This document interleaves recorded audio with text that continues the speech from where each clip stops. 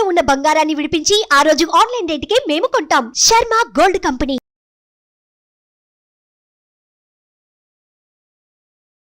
నమస్తే, welcome to Suman TV. నేను మీ యామ్ని. ప్రస్తుతం మనతో ఉన్నారు ప్రముఖ ఆధ్యాత్మికవేత్త డాక్టర్ అనంతలక్ష్మి గారు ఉన్నారు. అమ్మతో మనం మాట్లాడదాం. నమస్తే అమ్మా.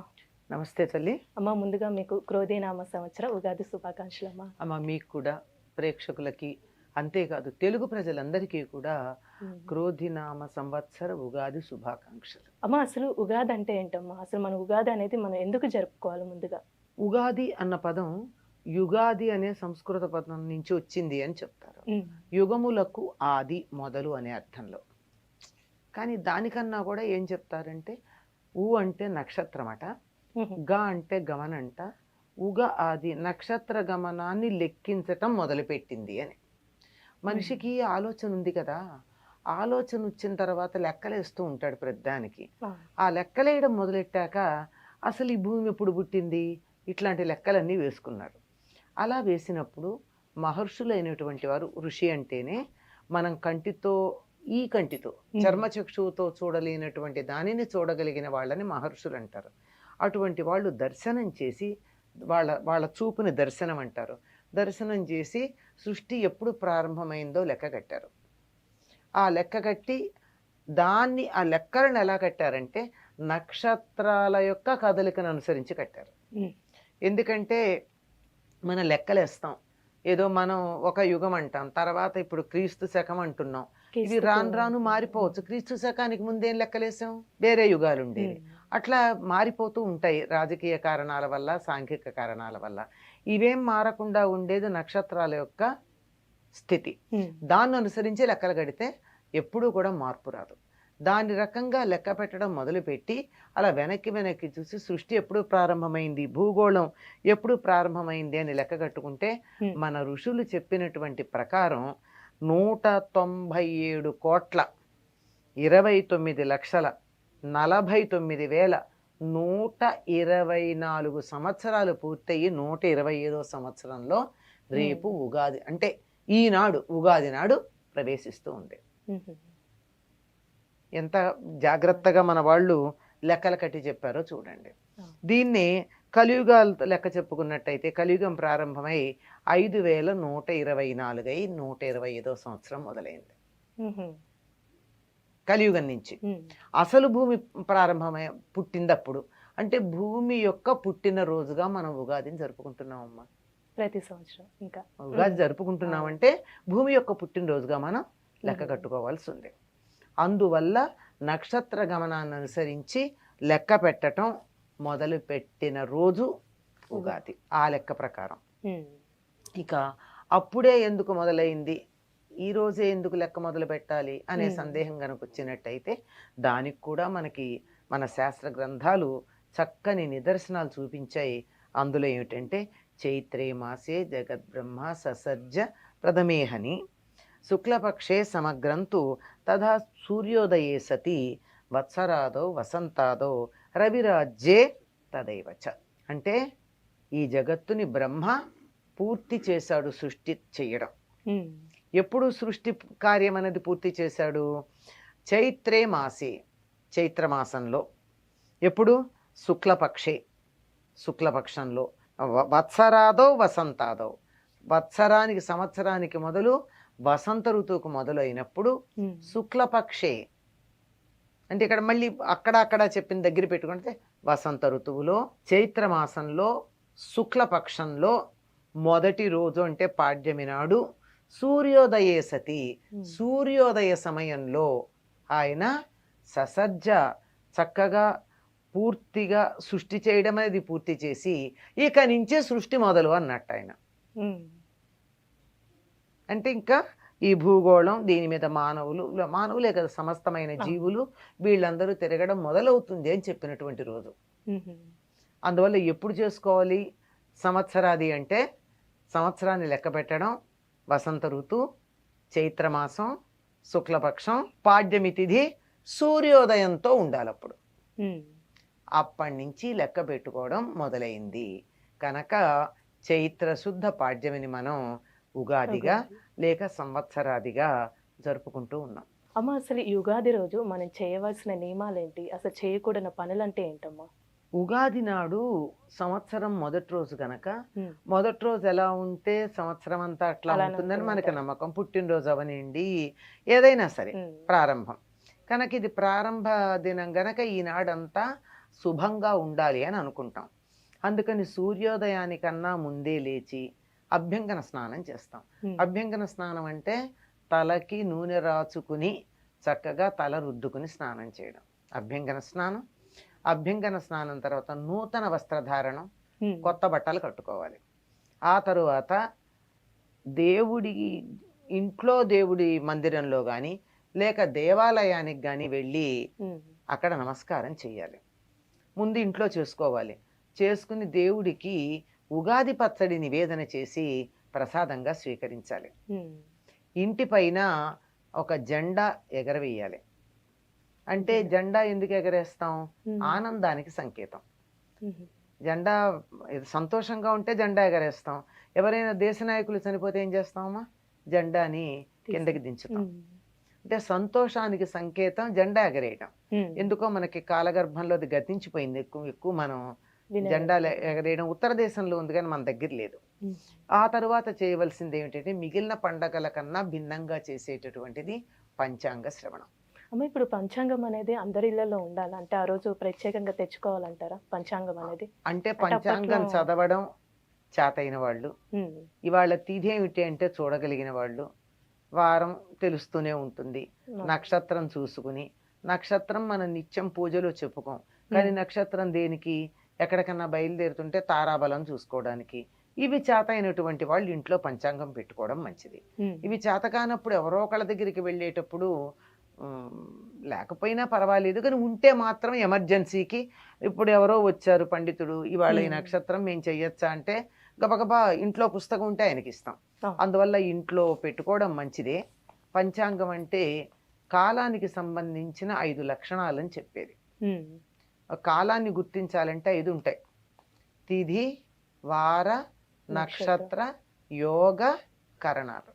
ఈ 5 గురించి చెప్పేటటువంటి పంచాంగం. అమ్మ ఇప్పుడు పంచాంగం అనేది మన ఇంట్లో అసలు ఎందుకు తెచ్చుకోవాలి? అలానే ఎందుకు వినాలమ్మా ఆ రోజు? మనం ప్రత్యేకంగా ఆ రోజే వింటారు, సంవత్సరంలో ఆ రోజు ప్రత్యేకంగా వింటారు ఎందుకమ్మా? అంటే పూర్వకాలం ప్రతిరోజు ఇంటికి యాయవార బ్రాహ్మడు వచ్చి ఆ రోజు తిథివార నక్షత్ర యోగ కరణాలు చెప్పి సీతారామాభ్యాం నమః అంటే ఒక గుప్పెడు బియ్యం వేసేవాళ్ళు. ఇప్పుడు అలా చెప్పేవాళ్ళు లేరు గనక మనకు అందుబాటులో ఉండాలి. ఈ రోజు పంచాంగం తప్పనిసరిగా వినాలని ఎందుకు చెప్తారంటే పంచాంగం వినడం వల్ల కళ్యాణ గుణావహం, రిపుహరం, దుస్వప్న దోషాపహం, గంగా స్నాన విశేష పుణ్యఫలదం, గోదాన తుల్యం నృణాం, ఆయుర్వృద్ధిం ఉత్తమం శుభకరం, సంతాన సంపత్ప్రదం, నానా కర్మసు సాధనం సముచితం, పంచాంగమాకర్ణ్యత.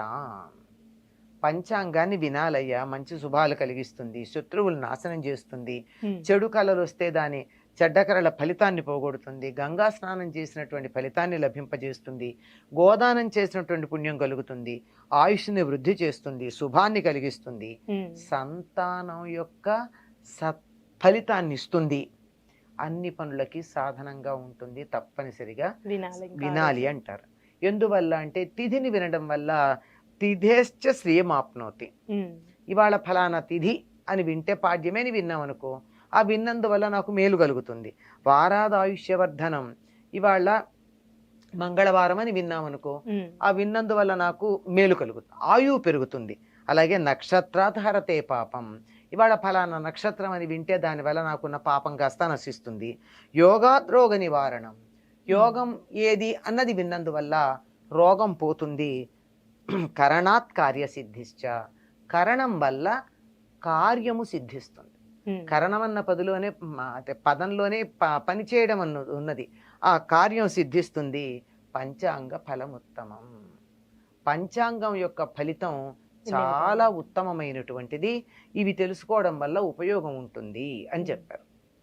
అందువల్ల ఆ పంచాంగం ఆ రోజు వినాలి. ఇది కామన్గా చెప్పిన మాట.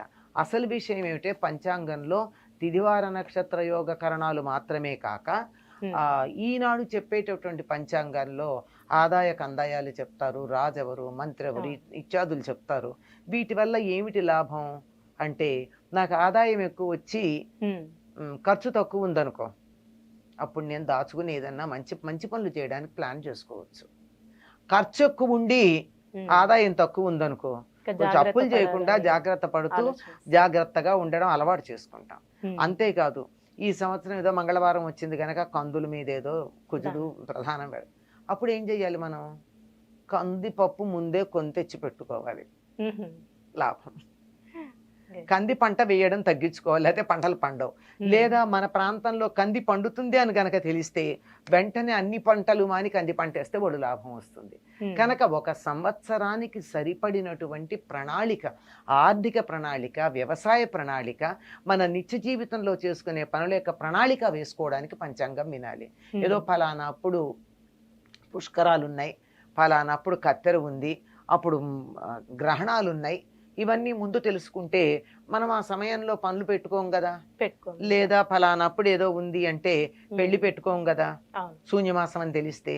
కనుక సంవత్సరానికి ఒక ప్రణాళిక వేసుకోవడానికి కోసం మనం తప్పనిసరిగా పంచాంగాన్ని వినాలి అని చెప్తారు. అట్లా చెప్తే మనకి పెద్ద బుర్రకి ఎక్కదు. కనుక ఏమన్నారు, ఇది వింటే ఈ పుణ్యం, అది వింటే ఆ పుణ్యం అని చెప్పి మన చేత బలవంతంగా వినిపించారు. అది పంచాంగం యొక్క ఫలం. అలానమ్మా, ఆ రోజు చేయకూడని నియమాలు అంటే ఏంటమ్మా? చేయకూడని పనులు అనుకోండి. ఇంకా అమ్మా, మొట్టమొదటి రోజు ఏది చేస్తే అది సంవత్సరం అంతా ఉంటుంది అంటారు. కనుక ఎప్పుడూ కూడా మనం బాగుండాలి అనుకున్నప్పుడు మామూలుగా కూడా చేయడం మంచిదే. ఇటువంటప్పుడు చాలా జాగ్రత్తగా పాటించవలసినవి ఏమిటంటే, నోట్లో నుంచి చెడ్డమాట రాకుండా ఉండాలి. ఎవరితోనూ తగాదా పెట్టుకోకూడదు. ఇవాళ తగాదా పెట్టుకుంటే జీవితం అంతా తగాదా ఉంటుంది. ఇవాళ ఏడిస్తే జీవితం అంతా కాదు, కనీసం సంవత్సరం అంతా ఉంటాయి. కనుక ఏ చెడ్డ పనులు చెయ్యకూడదు. వీలైనంత వరకు సత్కార్యాలు చెయ్యాలి. అంతేకాదు, దానాలు చేస్తే చాలా మంచిది. కొత్త సంవత్సరం కదా, కొత్త సంవత్సర ప్రారంభంలో దానం చేస్తే మంచిది. ఏదో జ్యోతిష్ శాస్త్ర పండితులను అడిగితే ఈ దానం చేస్తే ఇంత మంచిది, ఆ దానం చేస్తే ఇంత మంచిది అని వాళ్ళు లెక్కలు చెప్తారు. అందులోనూ మన యొక్క జాతక ప్రభావాన్ని అనుసరించి ఆ జాతకంలో ఉన్న నక్షత్రాలు ఏమున్నాయి, ఆ నక్షత్రాన్ని కొన్ని వీటన్నిటి బట్టి అవి ఇవి చెప్తారు. కానీ అవన్నీ గుర్తుంటే మంచిది. లేదంటే హాయిగా ఎంతో కొంత వస్త్రదానాన్ని మించింది లేదు, అన్నదానాన్ని మించింది లేదు. అన్నదానం, వస్త్రదానం, ధనదానం చేసేయండి, అయిపోతుంది. ఏదో ఒకటి ఇతరులు సంతోషపడే పని ఏ ఒక్కటి చేసినా మంచిది ఆ రోజు. ఇక మిగిలిన పండగలకి ఈ పండగకి ఉన్న విశేషం ఏమిటంటే తేడా, పంచాంగ శ్రవణంతో పాటుగా ఉగాది పచ్చడి, 6 రుచుల సమ్మేళనం అంటారు. చాలా ఎందుకు అంటే 6 రుచుల సమ్మేళనంలో జీవితంలో అన్నింటినీ సమానంగా స్వీకరించాలని చెప్పడంతో పాటుగా ప్రకృతికి మనం దగ్గరగా ఉండడం ఇందులో విశేషం. ఈ వసంత ఋతువు, శరదృతువు అన్నవి యమదంష్టలుగా చెప్పబడ్డాయి. ఈ యమదంష్టలు అంటే ఏంటి? యముడు చాలా కూరలు రెడీగా పెట్టుకున్నాడు అనమాట, కసక్కన వండడానికి. అంచేత ఆయన కూరలకి చిక్కకుండా ఉండడానికి ఆరోగ్య సూత్రాలు పాటించాలి. ఈ ఆరోగ్య సూత్రాలు మనది ఎంతసేపు పర్యావరణంతో సంబంధం ఉంటుంది. ఏ పండగ చేసుకున్నా వ్యక్తి, కుటుంబము, సమాజము, పర్యావరణము, అంతరిక్షంలో ఉండే జ్యోతిష్ శాస్త్రం, వీటి సమన్వయం లేని పండగ ఏదీ లేదు మనకి. ఇందులో జ్యోతిష్ శాస్త్రం అంటే పాడ్యమి మనం చెప్పేసుకున్నాం. ఇంకా వ్యక్తి యొక్క ఔన్నత్యం అంటే ఈనాడు తప్పనిసరిగా చేయాల్సింది ఇది తినడం ఆరోగ్యానికి మంచిది అన్న 6 రుచులు అని చెప్పేటప్పటికల్లా కుటుంబంలో ఒకళ్ళు కోపంగా ఉన్నా, ఒకళ్ళు తాపంగా ఉన్నా పులిహార తింటుంటే పచ్చిమిరపకాయ కొరికినట్టుగా అని చెప్పి సంతోషించి ఊరుకోవాలి. భోజనంలో మనం మిరపకాయ బజ్జీలు కూడా తింటాం కదా, ఆవకాయ కూడా తింటాం కదా, కారము ఇష్టమేగా మనకి. వాటిని చేదు ఇష్టం లేదా, కోకోకోలా తాగట్లేదమ్మా, చేదు ఇష్టం లేదని ఎట్లా అంటాం? కనుక చేదు తీసుకోవాలి. ఇలా అన్ని రకాల రుచులు తీసుకుని అందరితోనూ కలిసి ఉండాలని ఒక సమభావం చెప్తాయి 6 రుచులు. అలాగే అన్నిటికీ సంబంధించి ఇహ పర్యావరణానికి, ఆరోగ్యానికి సంబంధించింది ఏమిటంటే, ఈ ఋతువు యమదంష్టలకి సంబంధించిందని చెప్పుకున్నామే, అనారోగ్యం చేసే అవకాశం ఎక్కువ ఉంది. చెట్లు బాగా పూలు పూస్తూ ఉంటాయి, అంటే మనకి భాగ్యనగరంలో అంత అదృష్టం లేదనుకోండి, ఆ. పెద్ద పెద్ద వృక్షాలు ఉంటే చెట్ల నిండా విరగపూయడం అంటారే అట్లా పూస్తాయి. వాటిలో బొడ్డు పుప్పొడి ఉంటుంది. ఈ పుప్పొడి వల్ల ఎలర్జీ వచ్చే సమస్య కొంతమందికి ఉంది. అంతకు ముందు శిశిరంలో విపరీతంగా చలుండి ఒక్కసారిగా ఎండ రావడం మొదలయ్యేటప్పటికి దానివల్ల అనేక రకాలుగా ఋతువుల మార్పిడి వల్ల అనారోగ్యం వస్తూ ఉంటే వీటి నుండి తట్టుకోవడానికి పనికొచ్చేటటువంటిది మనం తినే ఉగాది పచ్చడి. ఉగాది పచ్చడి. నిజానికి నింబ పల్లవ భక్షణం అని ఉంటుంది. అంటే వేప చిగుళ్ళు తినాలి. మన వేప చిగుళ్ళు తినలేక వేప పువ్వు తింటాం. ఉపయోగిస్తాం. నిజంగా ఎవరైనా కావాలంటే ఒక చిన్న ప్రయోగం చేయొచ్చు. ఈ రోజు నుండి అంటే ఉగాది నుండి పోనీ వాళ్ళు ఎందుకులే కానీ రేపటి నుండి 15 రోజుల పాటు ఉదయం పరగడుపున ఎర్రగా ఉండే వేప చిగుళ్ళు గనక తిన్నట్టయితే 15 రోజులు సంవత్సరం మొత్తం మీద జలుబు, దగ్గు, జ్వరం రావు. యాంటీబయాటిక్ ఉపయోగిస్తాం కాదమ్మా, ముందు అసలు ప్రివెంటివ్ రాకుండా మనకి రోగనిరోధక శక్తిని ఇచ్చేస్తుంది. జ్వరం రాదు, దగ్గు రాదు, జలుబు రాదు. కనుక చిగుళ్ళు తినలేం గనక పువ్వు వేసుకుని తింటూ ఉంటాం. అన్నీ కూడా ఆరోగ్యానికి సంబంధించినటువంటివే. అమ్మా, ఆరోగ్యం గురించి కానీ ఇప్పుడు ఉగాదికి సంబంధించిన విశిష్టత చాలా చక్కగా తెలియజేశారమ్మా. ధన్యవాదాలు. సంతోషం అమ్మా. సుమన్ టీవీలో మీ పర్సనల్ అండ్ బిజినెస్ ప్రమోషన్స్ కోసం కింది నెంబర్కి కాంటాక్ట్ చేయండి.